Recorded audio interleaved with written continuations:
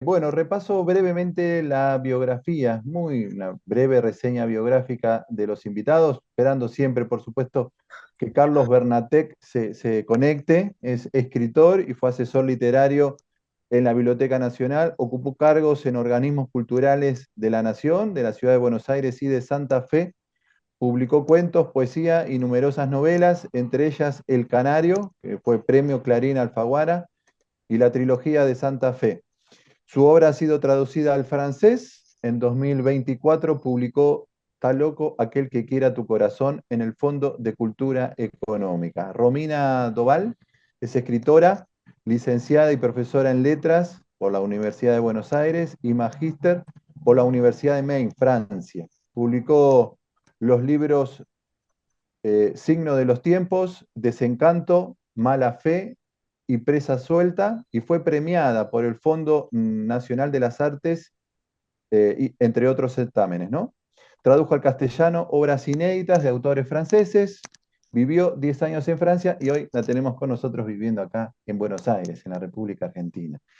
¿Cómo estás, Romina? Antes que nada, te agradezco muchísimo tu amabilidad, que te hayas hecho un espacio para poder hoy encontrarte con nosotros en estos encuentros de charla-debate, Romy. ¿Cómo estás? Hola, ¿qué tal? Muy bien, muy bien. No, les agradezco a ustedes la invitación. Espero serles útil en esta temática tan particular, porque en general me invitan para hablar del oficio y no de plata, pero últimamente ya van muchas invitaciones que van, digamos, para ese lado, por el tema de la plata o la economía y la literatura.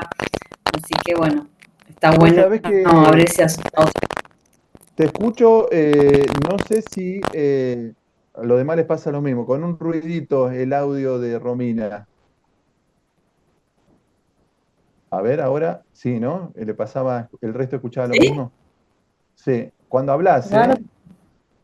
Debe ser el micrófono de ahí de la computadora o algo.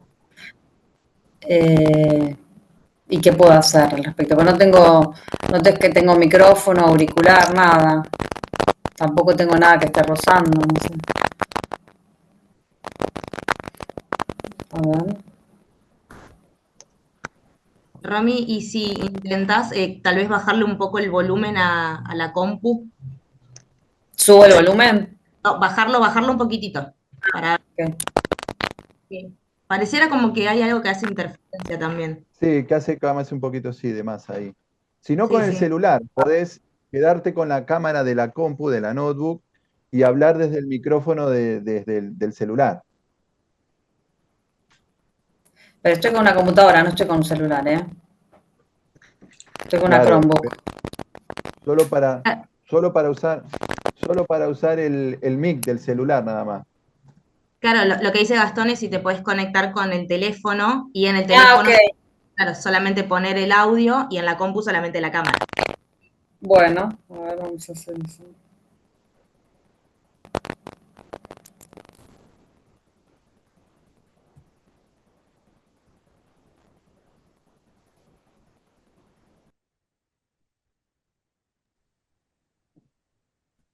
Carlos, ahí estás conectado, ¿no? Con Relat.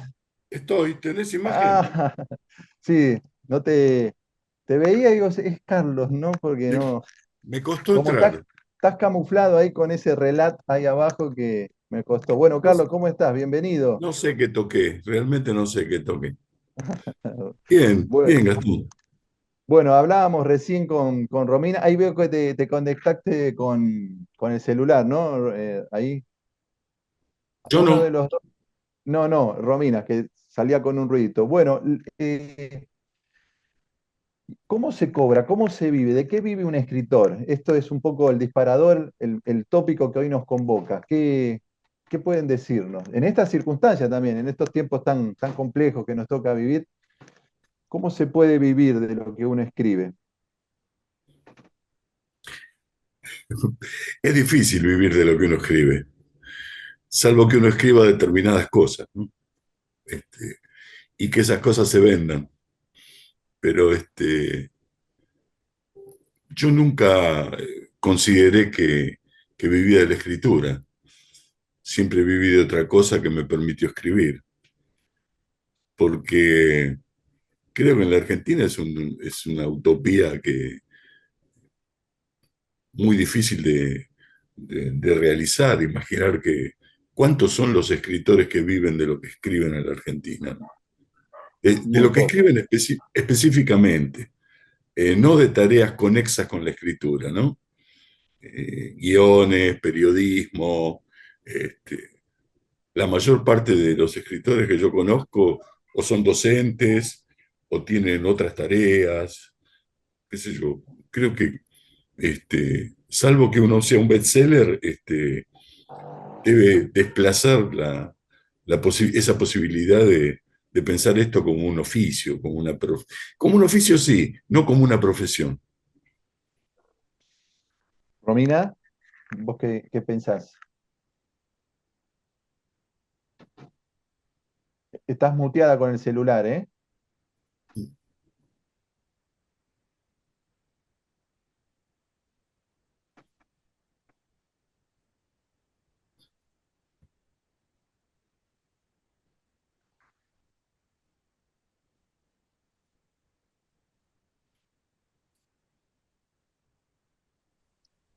No, ¿Ahora?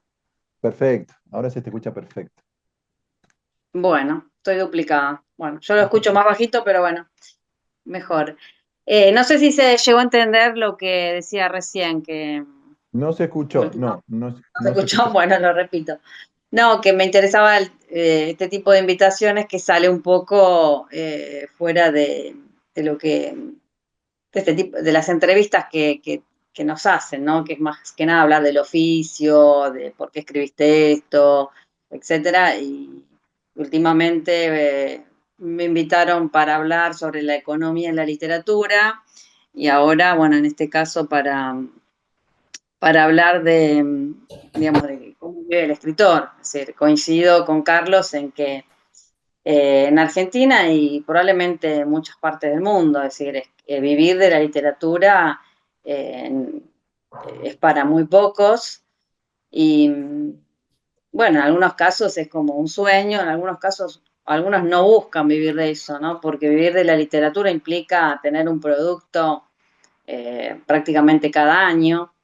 Y bueno, y hay una presión de las editoriales, de los agentes, que capaz no es el camino que uno quiere como escritor.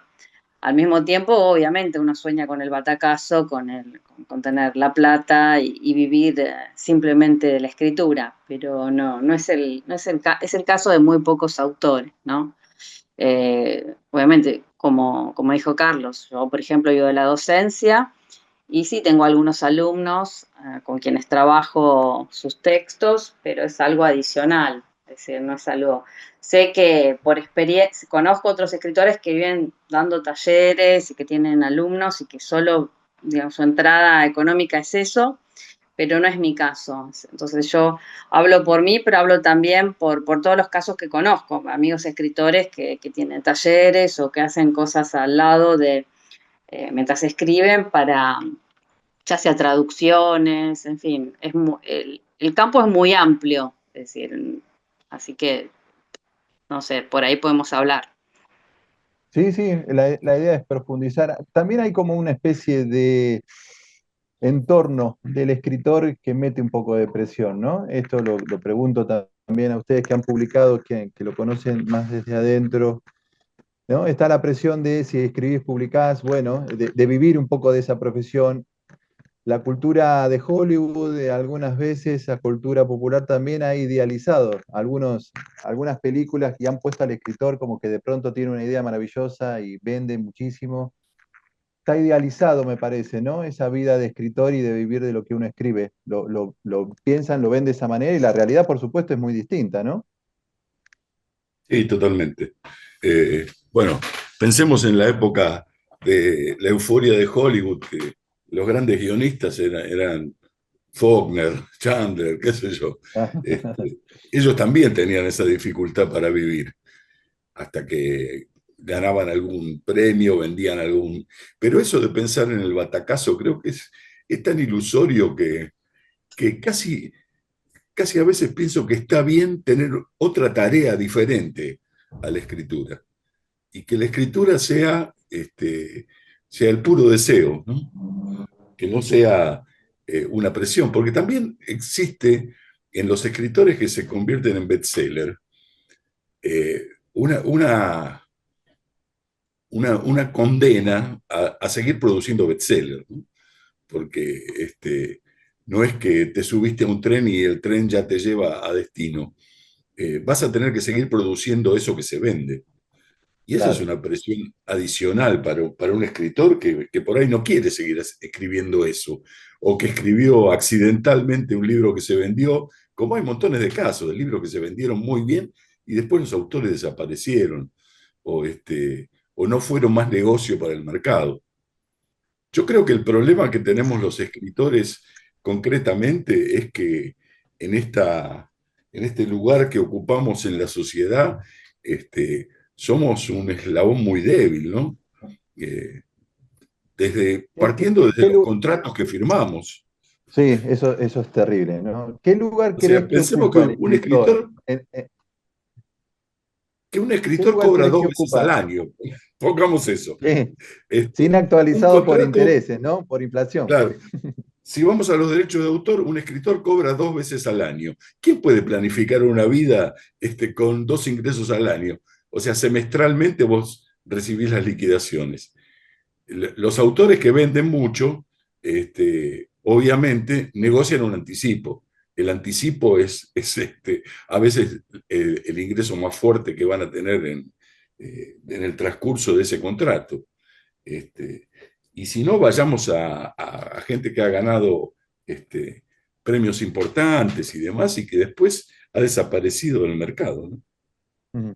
Ahí Carlos decía, bueno, el lugar que ocupa el escritor y claramente dentro de la cadena del libro, del mercado del libro, debería ser el eslabón principal, pero pareciera ser el más débil. Te pregunto, Romina, ¿ahí qué es lo que está faltando? ¿Una representación más fuerte? ¿Una manera de vincularse colectivamente entre los escritores para poder defender mejor esos derechos de autores? ¿Cómo ves ese escenario donde el escritor claramente lleva las de perder, ¿no?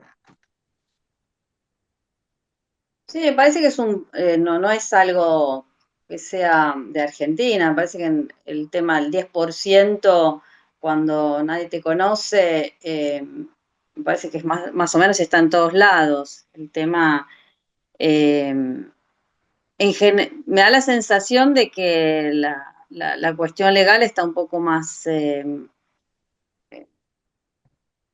está mucho mejor que hace unos cuantos años, pero igual así los editores, imaginamos, los escritores hacen trampa con los números.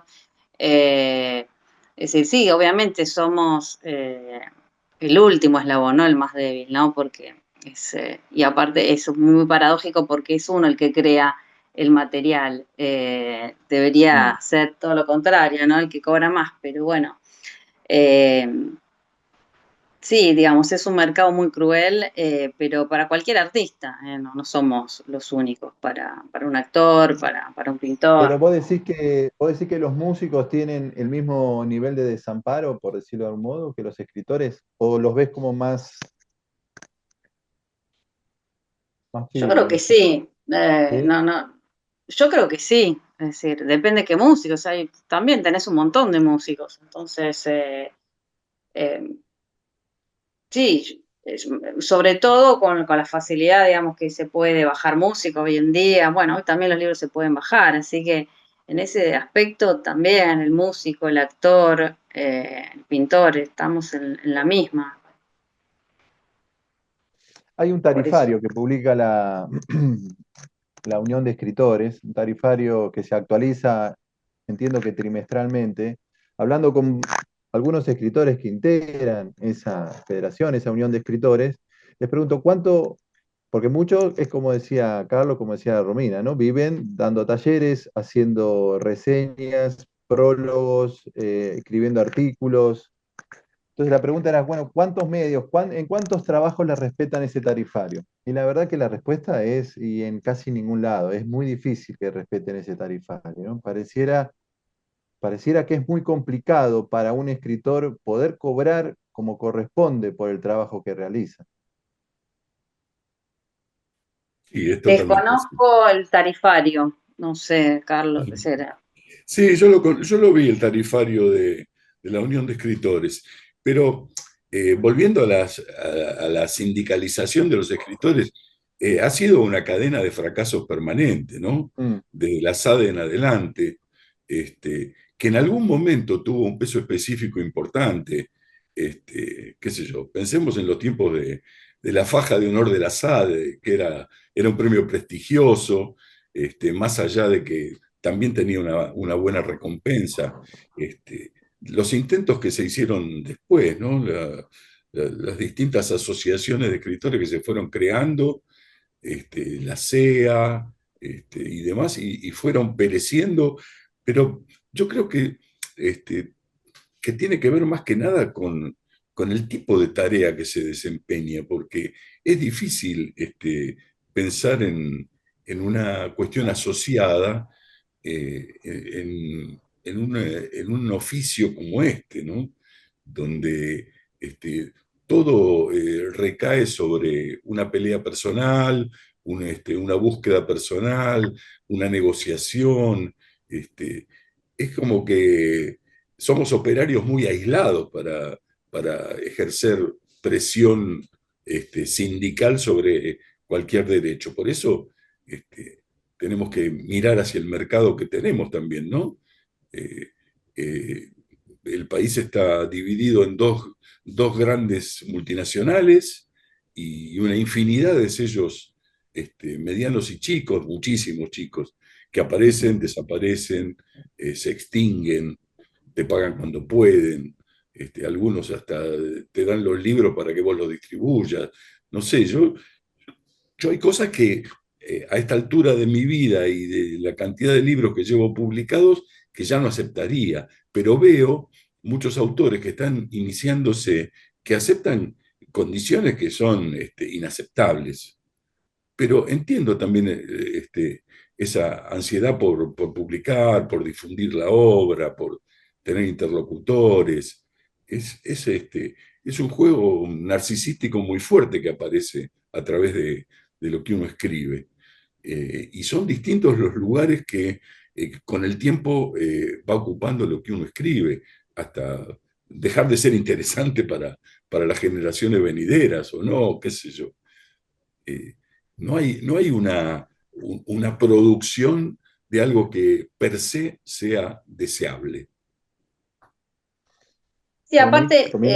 en relación al tarifario, que desconozco, pero que no tengo idea. Pero si en algún momento me fijé, pero la verdad es que en relación, digamos, al título de esta charla, el precio lo pone el mercado siempre, es decir, Mm.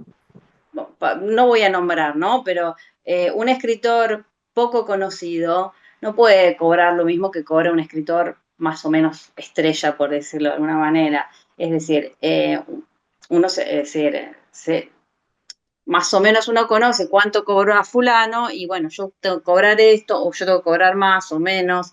Y el que va a pagar, por ejemplo, en el caso de un taller o que sea una clínica narrativa, también paga un poco eso, ¿no? ¿Quién es? ¿Quién publicó? ¿Cuán conocido es?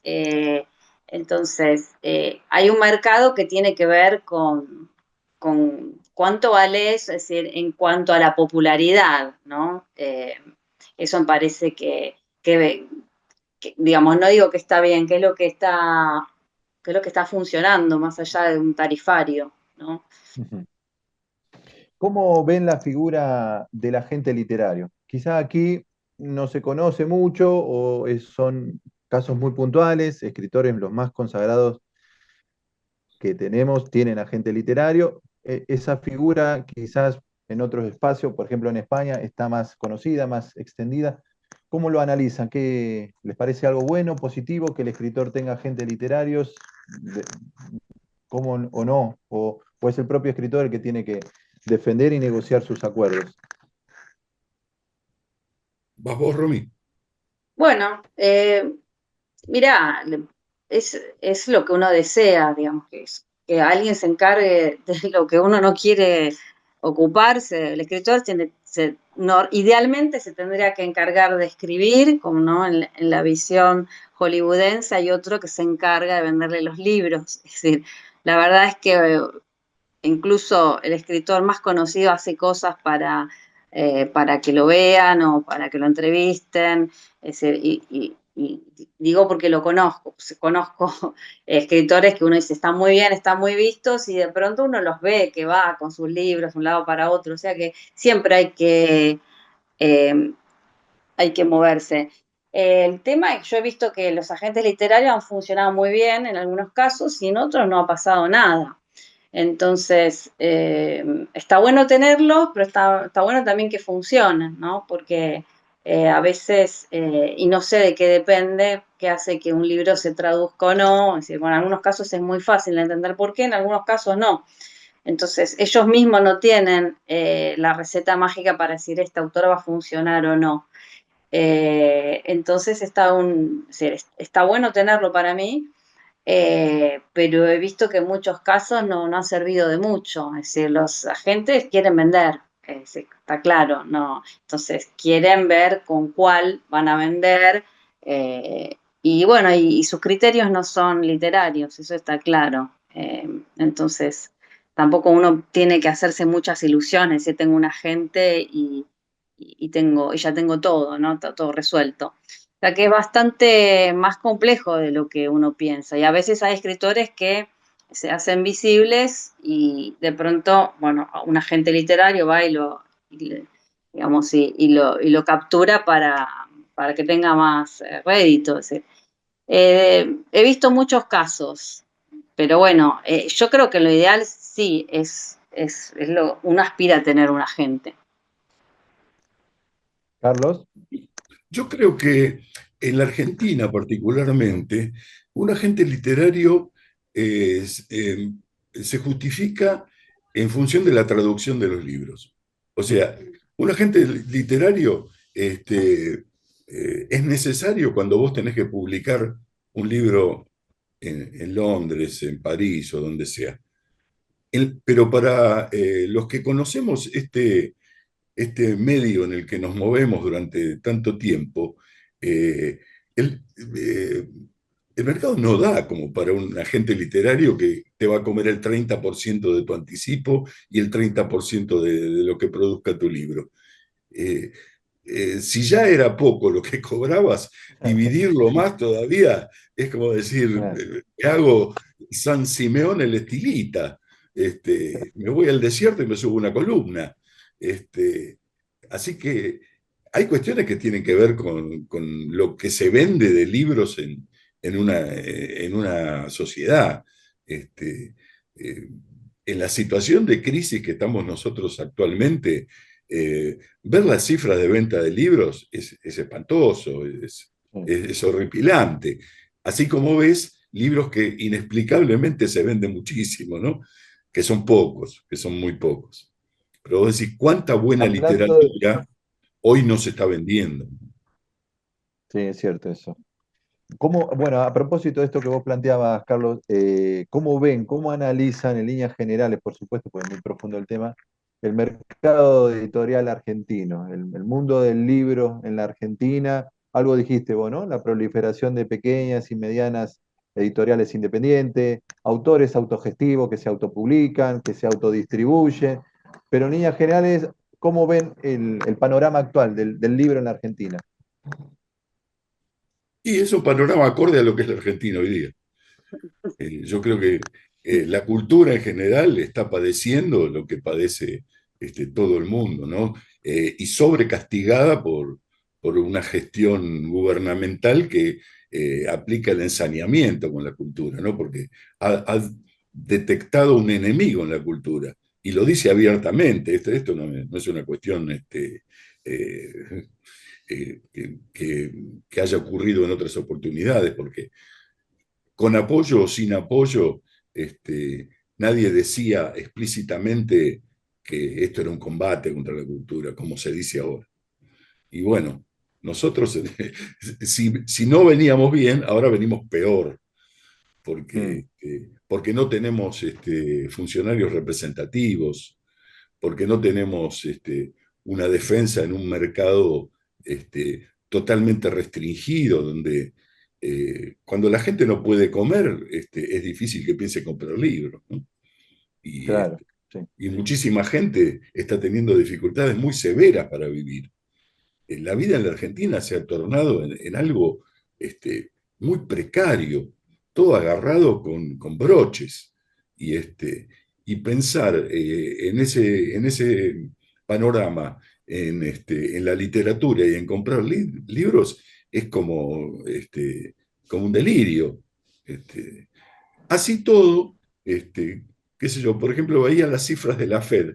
La Fed tuvo mucha más asistencia que el año anterior, pero Claro, vendió menos que el año anterior. O sea que hay muchísima gente que fue a ver que va. libros a la Fed, o fue a encontrarse con amigos, pero no fue a comprar libros. Entonces, ves los números de venta de libros y no te podés sorprender. Estamos acá. Mm. Romy, Sí, no, coincido completamente. Es decir, no, digamos, la situación no tiene nada de alentadora por ningún lado. Y digamos, dicho esto, en relación a la década del 80 hay como un mercado de editoriales independientes que tiene propuestas interesantes, incluso desde lo literario más interesante que las grandes editoriales, ¿no? Y hay un lectorado para eso, ¿no? Que va y compra un libro en una editorial independiente.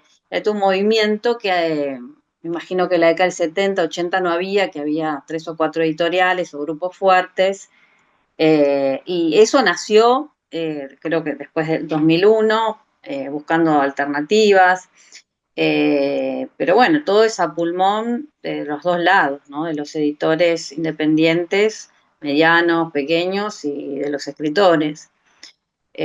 Siempre, más allá de la miseria o las crisis, siempre hay, en relación a otros países de Latinoamérica, siempre en Argentina, en particular en Buenos Aires, siempre hay como un lector sobreviviente, ¿no? Que va a buscar el libro. El libro ya sea en papel o bueno, o digamos, ahora se piratea mucho y la verdad que es una tentación, es una alternativa, digamos, totalmente justificada cuando uno no tiene para comer, es decir, ir a hacer tal libro que quiero leer, bueno, bajarlo, o sea, es una realidad, ¿no? Si uno no tiene. hay muchos libros Sí, sí. que circulan así y que uno no quiere poner plata y dice, bueno, voy a chusmear de qué se trata esto. Bueno, si tengo es decir, está mal, ¿no? Porque obviamente eso va contra el derecho del autor, pero bueno, es la realidad, eso sucede, no lo podemos negar. Ujú. Hago la última y después abro el juego para que, bueno, quien quiera decir algo, opinar, decir, preguntarle algo a Romina o a Carlos también lo haga, o opinar sobre lo que estamos charlando y aportar su mirada, ¿no? ¿Cómo encuentran este vínculo tan directo entre, no te digo el escritor y el editor, porque bueno, se necesitan, pero más que nada entre el escritor y la editorial, ¿no?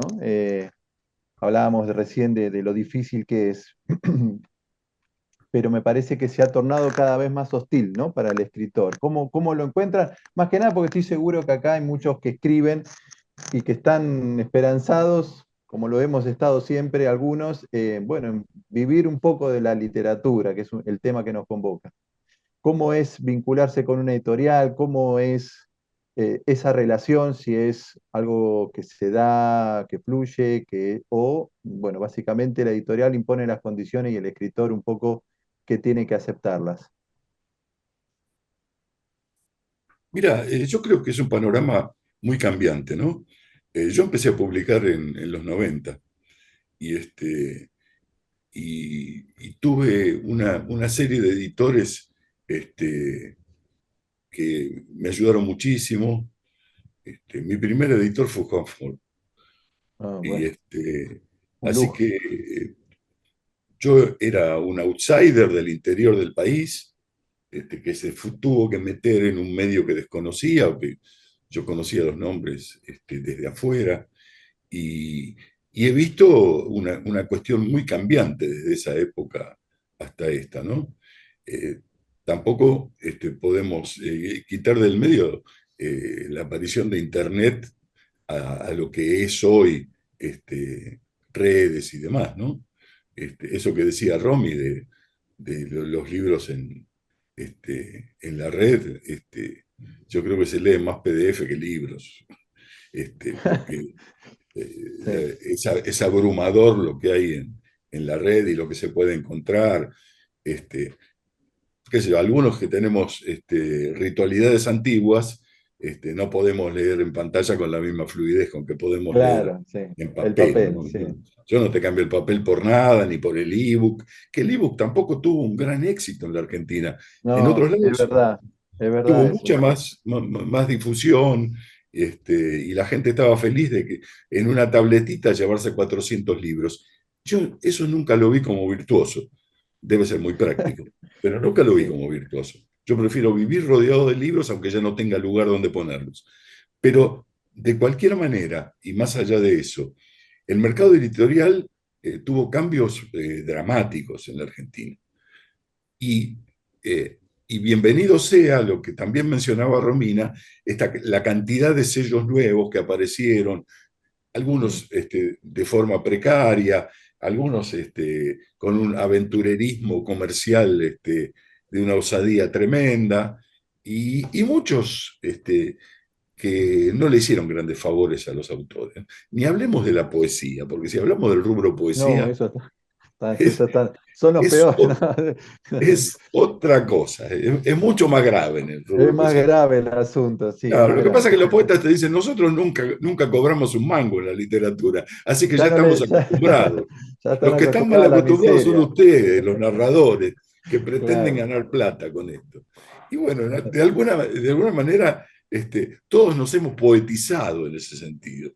Mm. Entonces, eh, qué sé yo, uno se sorprende cuando descubre que aparecen nuevos editores con buenas ideas, con miradas renovadoras. Un editor es una cosa muy importante para un escritor. Es un tipo que te hace saber dónde estás parado, y que te ofrece la primera mirada crítica que podés tener sobre tu propio texto.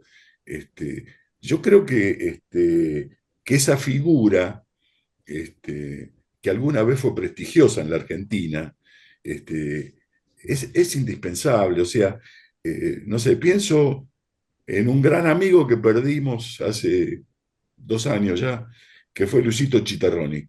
Luis Luigi fue Tarroni. un tipo que le abrió caminos a una generación de escritores. Hay un montón de gente que apareció por el laburo de Luis Chitarroni. Y otro amigo que también se fue, que fue Christian Kupchik, los dos muertos muy jóvenes, otro gran editor que estaba haciendo una tarea enorme con su sello, con leteo y demás, que son figuras que se extrañan, ¿no? Hasta que Claro. aparezca una nueva generación que está apareciendo, creo yo, y que tenga un continente en la empresa en la que se mueve, como para poder tener esa autoridad. Porque vos antes entrabas en una editorial importante y Juan Forn decía, se publica, y el libro se publicaba. Hoy día, muchas veces el editor dice, está entusiasmado con un material, pero depende de un gerente comercial para ver si se publica. Claro, claro. Entonces, la cosa cambió. No se pueden hacer aventuras de publicaciones osadas o disruptivas o renovadoras si los números no cierran. Y eso es un problema. Mm. Romy. Sí, yo tengo una experiencia variopinta con los editores. Empecé con Luis Starroni, eh, nada, y después cuando Starroni se fue a la Bestia Equilatera, digamos, cambió todo lo que es el mundo editorial de lo que era Sudamérica. Bueno, vino Mondadori, bueno, editores, era alguien, era realmente un intelectual. Y bueno, tener de lector a Chitarrón y después, digamos, había otro tipo de editores que buscan, como dice Carlos, digamos, vender. eh, es como pasar de, de un pueblo al otro. Después tuve experiencias con editoriales medianas, chicas, y también el trato es muy bueno, es decir, esa imagen que dice Carlos de dialogar con el editor es ideal, es soñada, pero creo que ya no es más posible. Incluso editores que tienen editoriales medianas o chicas y que quieren proponer algo diferente, lamentablemente siempre están pensando en el peso, entonces Claro. en la plata, ¿no? Entonces, el editor, perdón, tipo Chitarrón, tipo Christian Kuchnik, ya lamentablemente es un editor que va a desaparecer. Y claro, hablar de, digamos, confiar la obra de uno en un editor sería ideal. Hoy por hoy no sé si es posible, la verdad que en algunos casos sí, editoriales medianas y chicas sí, pero en las grandes no, ya no hay un diálogo ahí de literatura, hay un diálogo que pasa más por la guita o cuánto se va a vender o que por otro lado, por el mercado.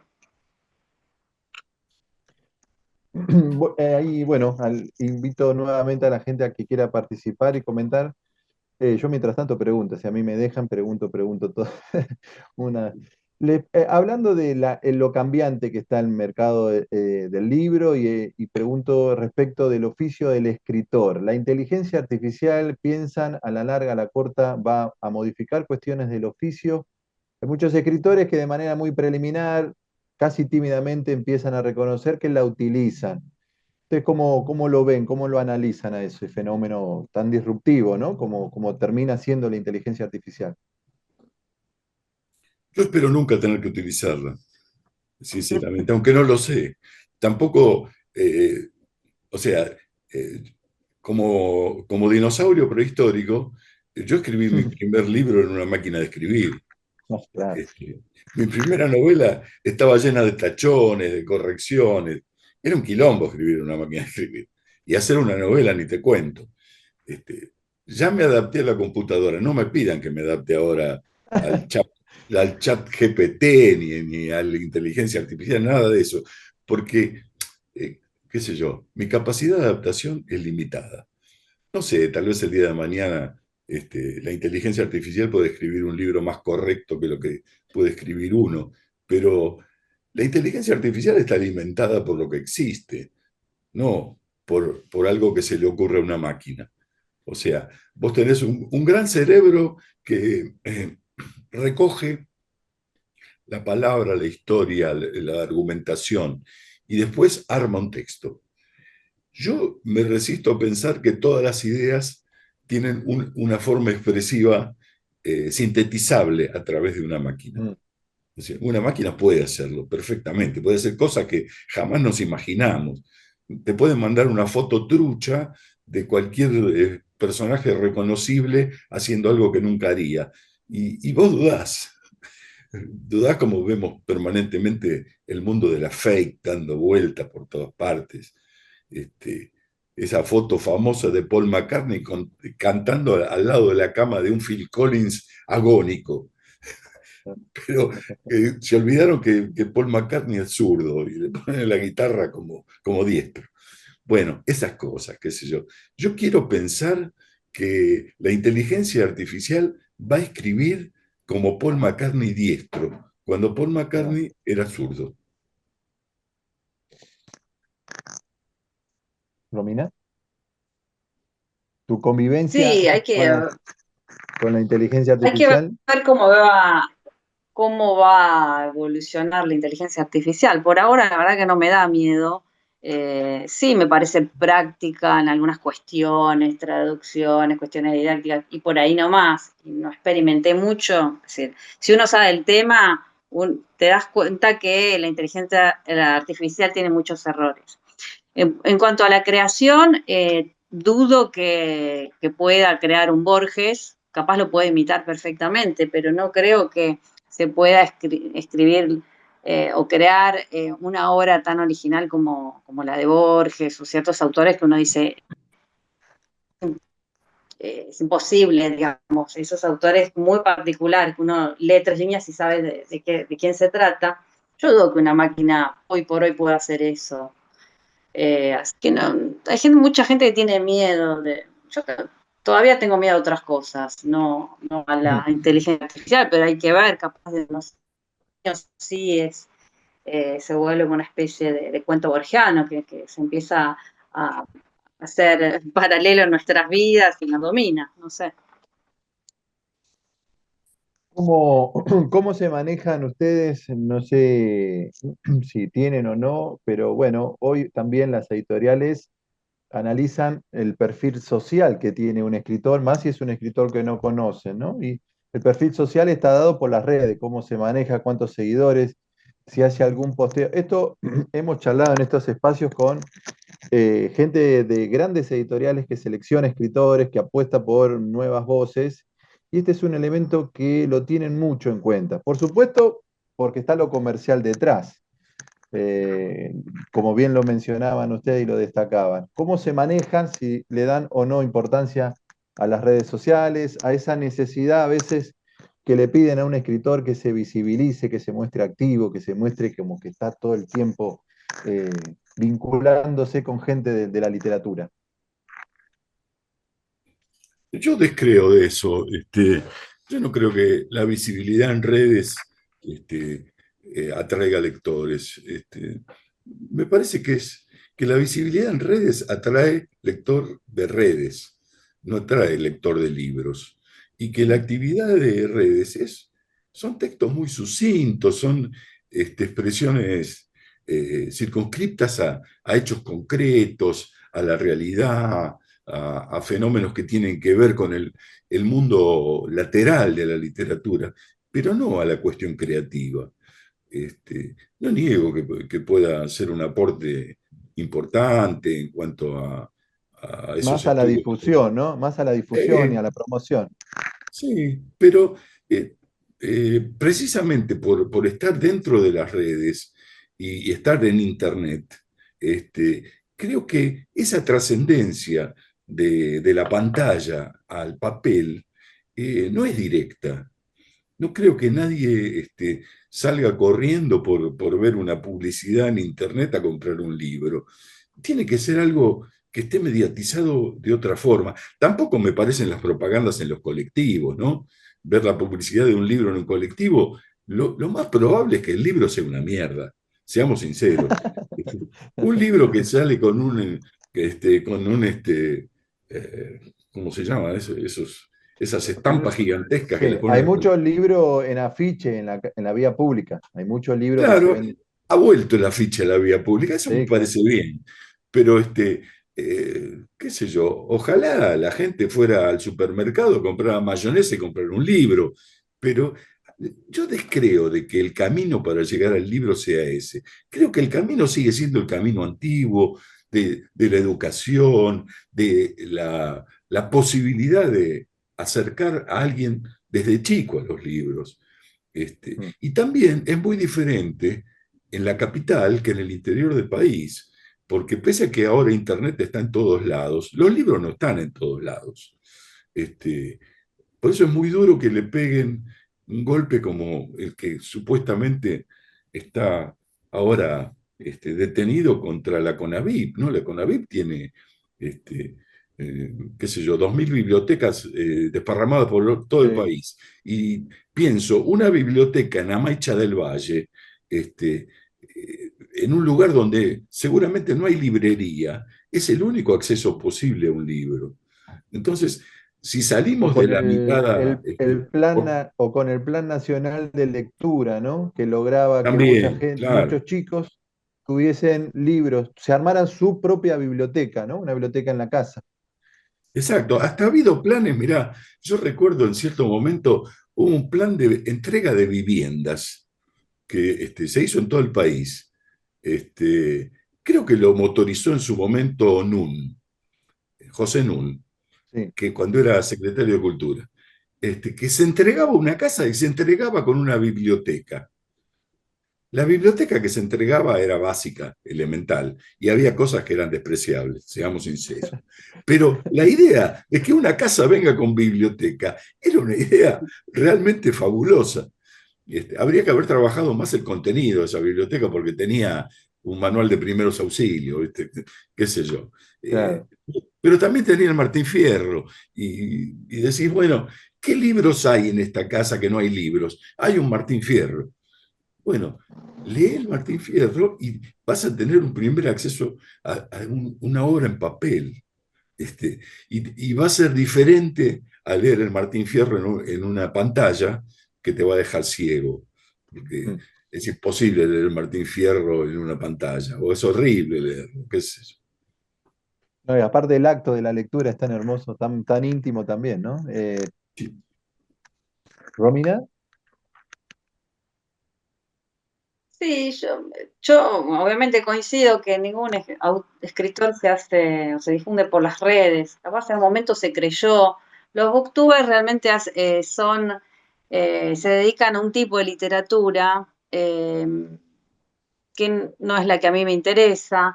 Es decir, yo creo que hay diferentes carriles ahora de difusión. Después, yo tengo los míos, los que a mí me interesan en relación a cómo me gusta que lo mío llegue. Es decir, me he dado cuenta que lo que sigue funcionando muy bien es el boca en boca. Es decir, la mm, gente se recomienda los libros, el boca en boca. Y me he dado cuenta que las críticas, uno puede tener un montón de críticas muy buenas en los medios y eso no funciona. Eh, no sé si las redes capaz han armado ciertos fenómenos alrededor de un libro, eh, pero digo, no, es como decía recién Carlos, es decir, a veces después desaparecen, son fenómenos muy efímeros. Es decir, creo que lo que dura, lo que, lo que puede durar un poco más, tiene que ver con la lectura, con el hecho de decir, bueno, sobre todo quién te lo recomienda. Si hay alguien que yo confío en su gusto, en lo que lee y me lo recomienda, yo voy a leer ese libro, pero no lo voy a leer por si anda dando en las redes. Después las redes tienen cosas muy lindas, a mí que me gustan los gatos, me aparecen siempre gatos y mm. uno El algoritmo veo. te conoce con los gatos, claro. Pero la verdad que veo pocos escritores en las redes, no me gusta verlos, pues en general siempre tiene que ver con esa exposición de me premiaron, o me sale decir, o de quejas. Es decir, las redes no las uso para la literatura, escasamente, bueno, alguna cosita hay que poner, pero no, en general cada vez veo menos redes. A mí me Antes pasa, de... Romy, no sé Sí. si la sensación es la misma. Yo cuando veo un autor promocionando su propio libro en un espacio de redes y demás, me da como vergüencita ajena. Yo digo, yo tengo que hablar bien de mi libro para que alguien se interese. Es medio jodido eso, ¿no? Mm. Aparte, qué desconfiable que sería yo como recomendador de mi propio libro. Es medio penoso. Se da mucho además, Carlos, eso, en las redes. Antes de darle la palabra a Silvina, que ahí levantó la mano, no sé si Juliana, que hizo un lindo comentario en el chat, y también Alicia, si se animan, y bueno, ahí lo mismo que escribieron lo quieren decir así, se quieren desmutear y comentarlo, ¿no? Hacerlo más participativo también. Juliana, ¿vos querés comentar eso que pusiste? Sí, estás muteada, ¿eh? Ahí está. ¿Cómo estás? Hola, Buenas buenas noches. tardes. Hola. Bueno, Bueno, ahí comentabas vos que en una editorial te preguntan cuántos seguidores tenés en Instagram. sí, no, esto no es algo que me pasó a mí, sino cuento algo que me relató una autora que había desarrollado una propuesta muy buena de literatura infantil. Había planeado una colección incluso de 4 cuentos que era docente para nivel inicial, que estaban pensados para trabajar cuentos infantiles, para trabajar con el tema de la educación emocional. Y cuando ella presentaba esa propuesta a una editorial, lo primero que le preguntaban era cuántos seguidores tenía en Instagram. Entonces, la verdad, optó por financiar su propia edición, ¿no? Y entonces uno ve gente haciendo cosas buenas, de calidad, bien pensadas, y que si no hacen su trabajo de autopromocionarse, no tienen recepción o financiación. Eh, y bueno, de la misma manera que uno ve que terminan las redes produciendo un tipo de literatura que nace como publicación para redes. Esto también pasa, que terminan editando libros que son colecciones de posteos en Instagram, por ejemplo. Eh, entonces, creo que eso es un tema también. No sé cómo lo ven ustedes, Janina y Carlos. ¿Vas vos, Romy? No, es cierto, sí es cierto lo que decís. En algunos casos el tema de los seguidores es, no sé si en todas, pero era, y después el tema, eh, eh, no sé cómo explicarlo, el tema del financiamiento eh, es muy complicado porque está esta cuestión de esta cuestión de aparecer todo el tiempo. eh, Pero no sé, para mí están equivocados en la estrategia comercial, es decir, eso a la larga va a terminar cayendo la cuestión de los seguidores, como eh, es cierto también que muchos libros salieron de, de- de- de escrituras que había en Facebook, que algunos eran muy buenos, entonces hay editores que están mirando lo que escribe fulano Mengano en Facebook y de eso se han hecho libros. Pero yo creo que es un porcentaje muy bajo, es decir, hoy yo creo que nadie, ningún editor debe estar mirando qué se escribe, es decir, para mí Facebook está medio muerto, me parece a mí. Y el tema de los seguidores, me parece que es un dato un poco añejo, eso no, me parece a mí, pero bueno, no, la verdad que no sé. Sí, no sé, me parece lamentable preguntarlo, porque de última, es decir, vas y te fijas cuántos seguidores tiene. Eh, No sé, no sé si era una editorial grande o mediana, pero Sí, sí, editoriales grandes, creo que el contacto, grande. digamos, el contacto que se hace a través de un formulario. A mí me Bueno, el parece, caso de la literatura infantil puede ser porque los chicos están más con el teléfono y puede ser sí, que eso, ¿no? Pero no se me ocurre otra cosa. sí, yo tampoco creo que esos seguidores de Instagram automáticamente se conviertan en lectores de libros. Es como medio eh, eh, ingenuo pensar que de golpe y porrazo el hecho de ser seguidor pueda considerarse como potencial lector, ¿no? Precisamente en determinadas redes. Ponerle Facebook, que es para la tercera edad. Mm. Este, eh, todavía en la tercera edad podés encontrar lectores que tienen dificultades de otros accesos a redes.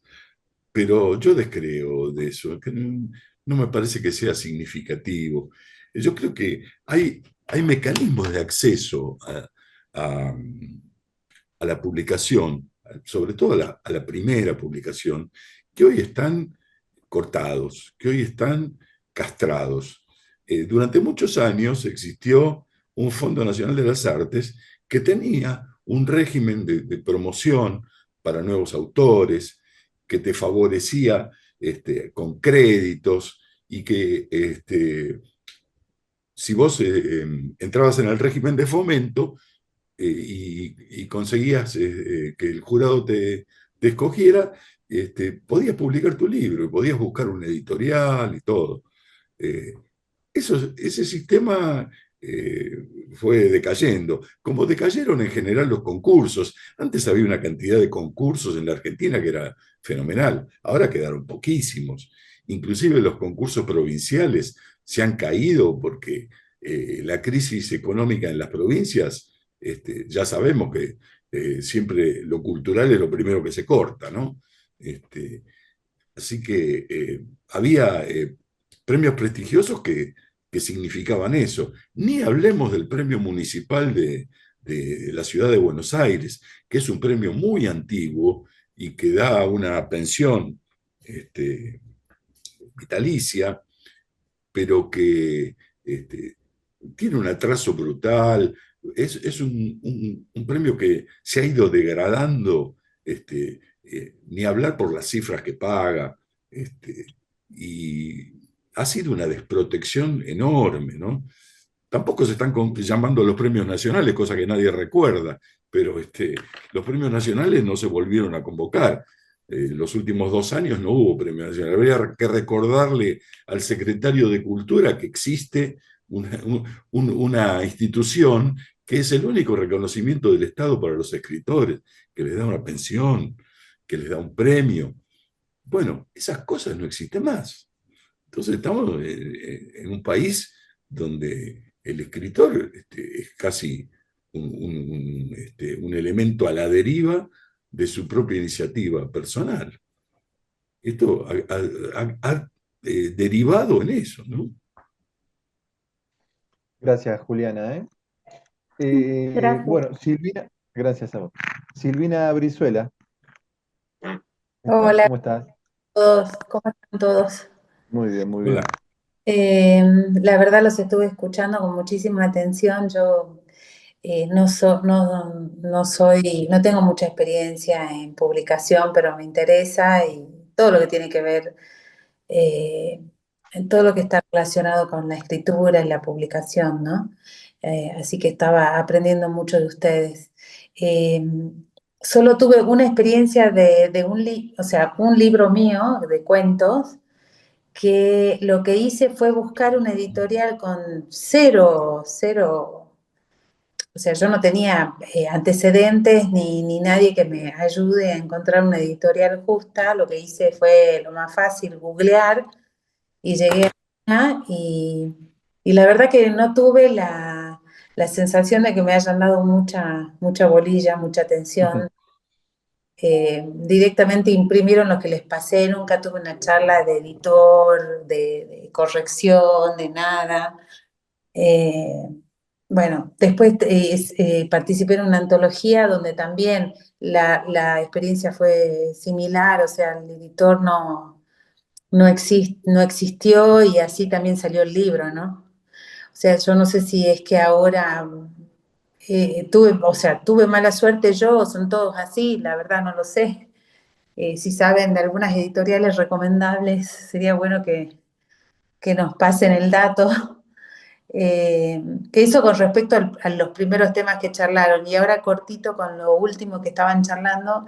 Yo no sé si estamos en un periodo de transición ahora con el tema de las redes, pero sí he notado en los ámbitos en los que me manejo que hay mucha gente joven que se acerca a la literatura a través de las redes.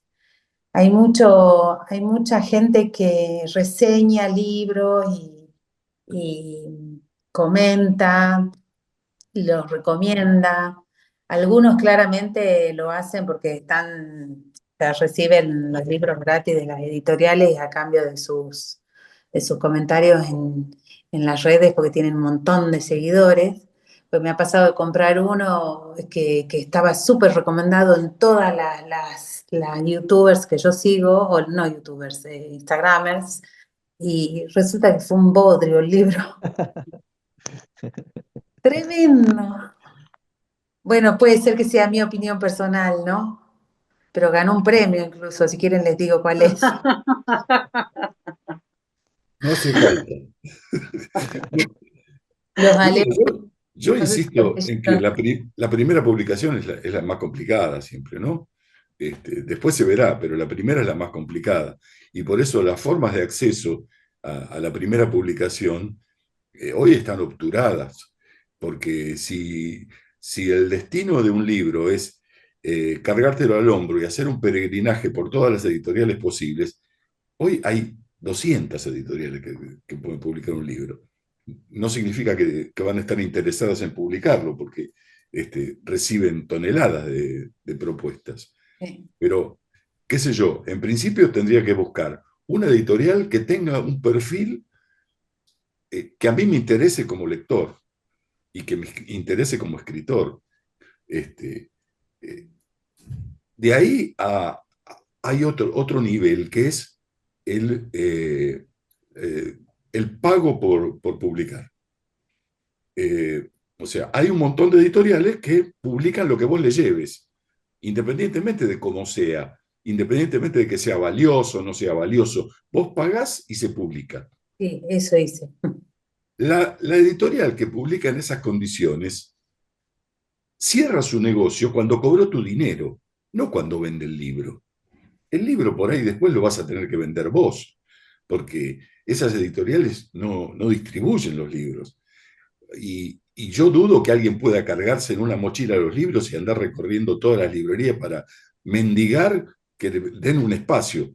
Vos sabés que los espacios más importantes, la vidriera, la primera mesa, tienen un costo que los pagan las editoriales. O sea, las editoriales arreglan con determinadas cadenas, sobre todo las librerías de cadena, que la ocupación de determinados espacios es un porcentaje mayor para la librería. O sea, a esos lugares, esos libros nunca pueden aspirar. Entonces quedan las ferias, quedan los lugares marginales, quedan las plazas, no sé. Es muy difícil que un libro sea leído, sea criticado, aparezca en los medios. Es algo muy difícil que antes, cuando estaba mediatizado por un concurso, tenía otra visibilidad. Si el concurso era prestigioso, obviamente, si el concurso era insignificante, nadie le iba a prestar atención al libro. Pero aparecer mediante un concurso te daba esa otra posibilidad, que era que ya existía una noticia. La noticia era que tal persona había ganado tal concurso que se supone tenía algún tipo de prestigio. Eso empujaba los libros. Hoy día eso está en retroceso, pero de una manera atroz.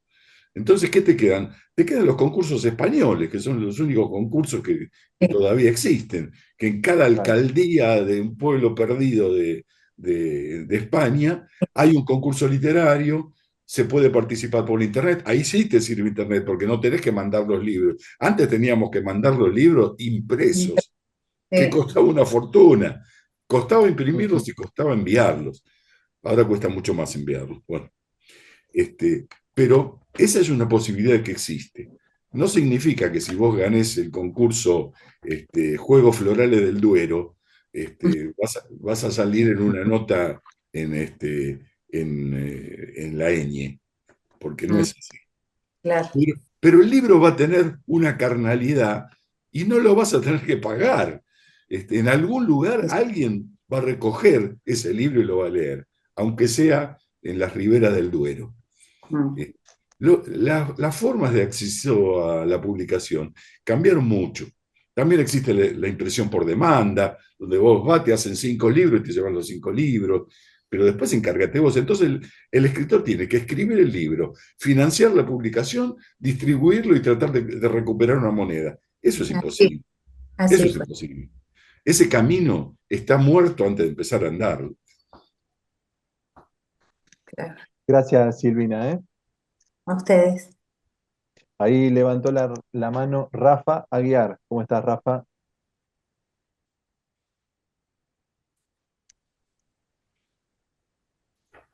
Estás muteada, Rafa, ¿eh?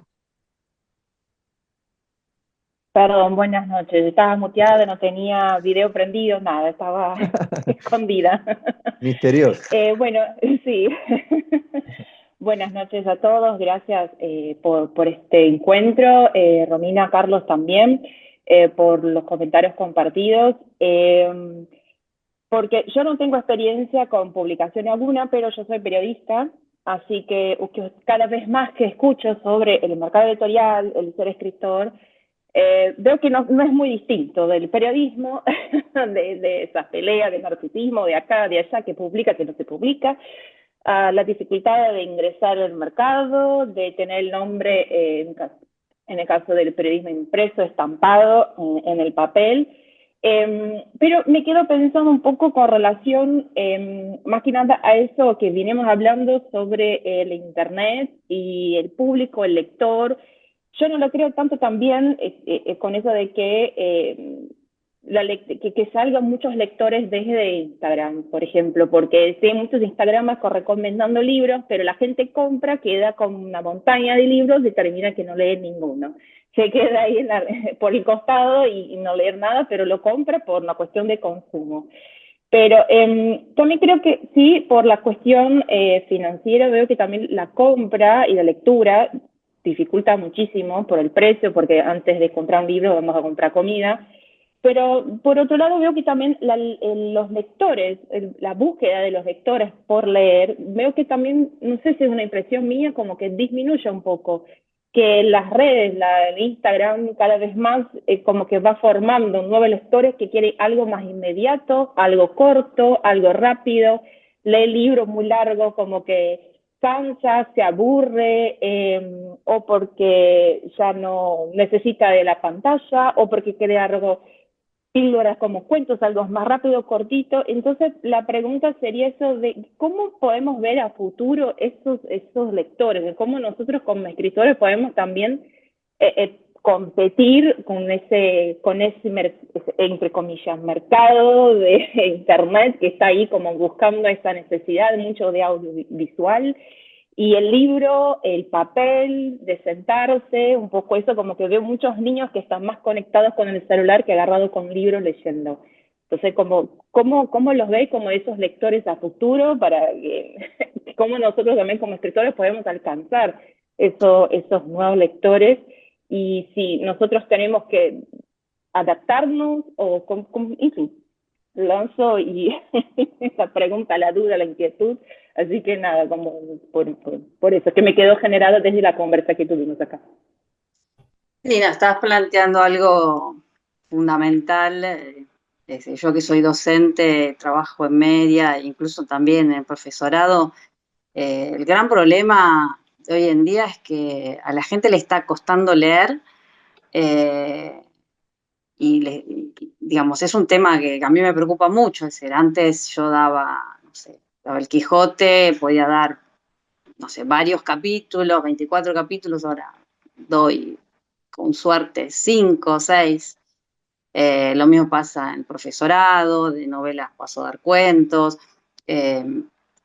Y bueno, yo creo que hay una responsabilidad en el tema de las redes, en Netflix, en la cosa inmediata, ¿no? En la serie de 20 minutos, en la imagen y me da la sensación por las cosas que estoy leyendo, que digamos que nuestro cerebro, que tiene mucha plasticidad, pero también tiene plasticidad para encogerse y quedar más chico. Es decir, la gente hoy por hoy... Incluso me incluyo, ¿eh? Yo leí En busca del tiempo perdido. Yo no sé si hoy podría volver a leerlo y en francés. Es decir, me falta tiempo. eh, Creo que no soportaría estar tanto tiempo con esas frases tan largas o leer Gary Paz. Es decir, yo misma me veo disminuida como lectora, también porque tengo que trabajar mucho, pero digo, estamos todos, me parece que a veces bromeo, me da la sensación de que eh, digamos, el ser humano, digamos, está pasando por una etapa de, de cambios, digamos, el cerebro humano no va a ser lo mismo que en unos años que el que tenemos ahora, me da la sensación. Así que, ¿cómo combatir eso? No sé, digamos, yo estoy en esa lucha, pues soy docente y uno se adapta porque, bueno, hay que dar algo, pero yo veo que hay mucha dificultad y que es muy fácil decir, los chicos no leen, nadie está leyendo, los adultos también están boludeando con Instagram en vez de leer un libro. Así que no hay que ser hipócrita, es una peste, así que... No sé, sí, concuerdo con vos que es grave, pero bueno, no sé, será que estaremos cambiando, estamos adaptando a otro tipo de cosas, no sé. Gracias, Rafael. Muchas gracias por la participación. Leo dos comentarios que hicieron en el chat. Uno, Alicia Liliana Casanova, dice, soy docente y bibliotecaria jubilada, vivo de mi sueldo. Cuando publiqué mi primer libro fue una satisfacción personal, luego publiqué 2 libros más. Nunca pensé en lucrar con esto. Algunos pude vender, pero no fue fácil. Estoy de acuerdo con Carlos, en este momento es muy difícil negociar dada la situación económica del país y la falta de apoyo a la cultura en general. Con respecto a los ebooks, me resultaron útiles en la biblioteca por tener tantos títulos en un disco. Debería haber una política cultural que apoye más el trabajo de los escritores. En este momento, muchas librerías y bibliotecas populares están promoviendo la lectura. Todavía tenemos una comunidad que lee. Lindo mensaje de Liliana. Y Ingrid acaba de escribir. Buenas noches. He visto en redes sociales, en Facebook en especial, sobre concursos de cuentos y novelas en España. Algunos concursos piden que se le envíe la obra en físico. Claramente, en las bases del concurso, para los 3 primeros lugares, los ganadores pueden obtener sumas altas de dinero. Pero otros concursos he visto que se puede enviar la obra por correo electrónico para que participen escritores de cualquier país de Latinoamérica.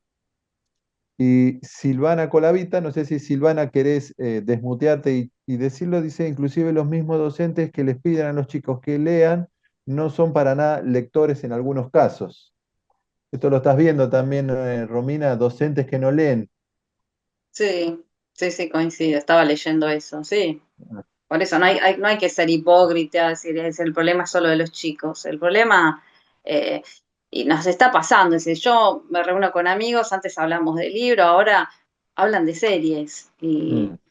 también yo alguna que otra miro, pero la verdad que la gente mira muchas series, y la verdad no, es adictivo, lo entiendo, pero en general son bastante superficiales, ¿no? También puede pasar con los libros, obviamente, pero es mucho más fácil ver una serie que abrir un libro. Esta es Silvana Colavita. No sé si querés comentar algo, Silvana.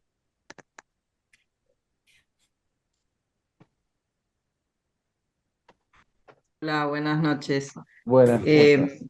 sí, yo tuve la experiencia, bueno, yo publiqué un libro autopublicado hace 2 años con una editorial de Mar del Plata y tuve la suerte de que, bueno, una docente conocida me invitó a una jornada de lectura en un colegio de acá de Balcarce. Fue muy lindo, los chicos, bueno, hicieron mil preguntas, fue una charla muy linda.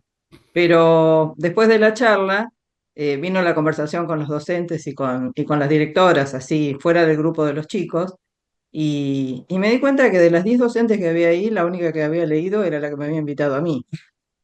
O sea, la única que tenía noción de haber leído era ella. Después las demás hablaban, como decía recién Romina, de series, de compra de zapatos, de carteras, o sea, entonces, lo mismo que me habían preguntado antes, que me habían dicho qué consejos le daba a los chicos, o inclusive me habían preguntado por el tema de la lectura en pantallas, que yo obviamente les digo, mientras lean, prefiero que lean en pantallas y no que dejen de leer, obviamente. A mí me gusta el papel, pero bueno, uno por ahí no puede pretender que los chicos tengan la misma idea.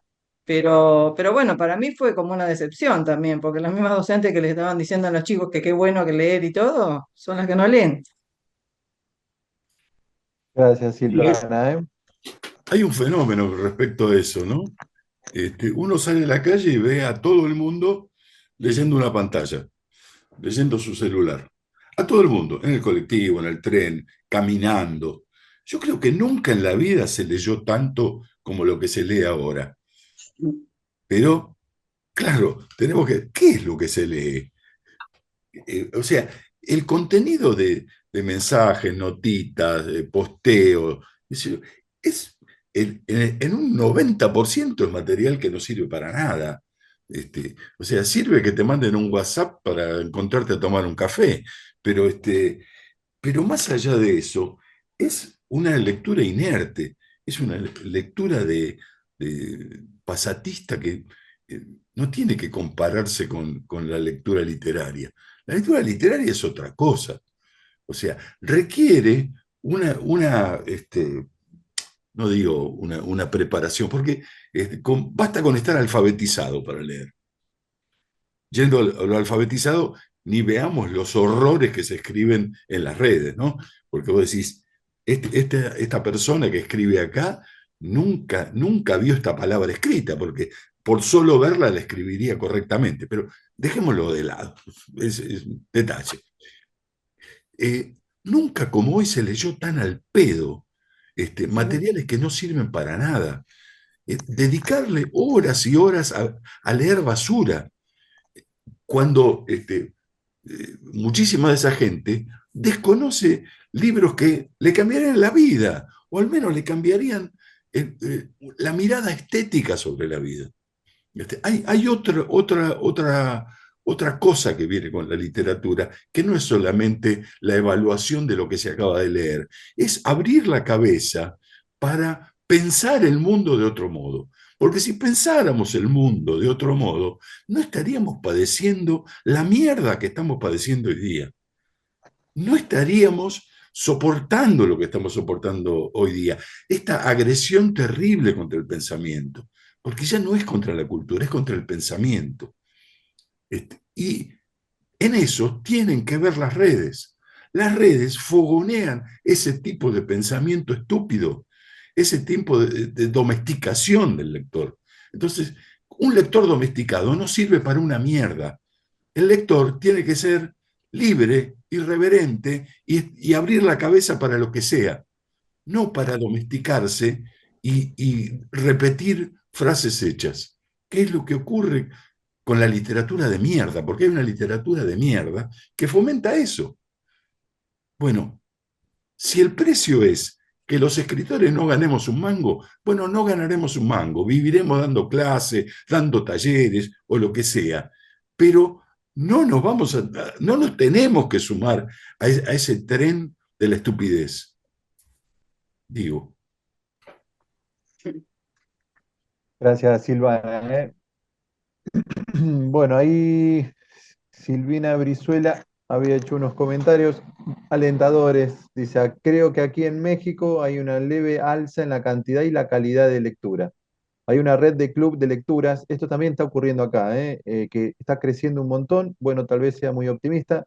No, pero nosotros desde la Fundación notamos eso. Tenemos como el termómetro del crecimiento exponencial de los clubes de lectura. Y realmente hay clubes que leen buena obra de autores consagrados y que además son muy cuantiosos en la cantidad de gente que va y que asiste presencialmente en muchos casos, que se encuentra, que se recomienda. Como que ahí hay un oasis, ¿no? Hay una cuota de esperanza. Si me permitís, Gastón, Sí, hace 20 años, en la dirección del libro y promoción de la lectura de la ciudad, que tiene las 28 bibliotecas de la ciudad desparramadas en cada barrio, inauguramos clubes de lectura en distintas bibliotecas, temáticos. claro. ¿Querías leer a Borges? Te ibas a la biblioteca Caneque, donde trabajó Borges, y se inauguró el espacio Borges después. Y había un especialista que te orientaba para leer a Borges. Querías leer, no sé, ciencia ficción, había un taller de ciencia ficción, un taller de lectura, que era un club donde te recomendaban textos, se hacían críticas. Eso hace 20 años que estaba. Y yo creo que dio muchísimo muchísimo provecho para los lectores desorientados o que querían tener una aproximación al texto que por ahí no estaban considerando. Hace mucho eso.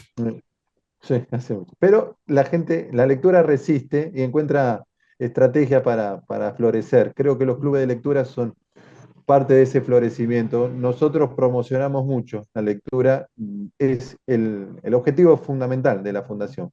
Y vemos el crecimiento porque nos llegan, nos contactan, en algunos nosotros también nos sumamos en la promoción.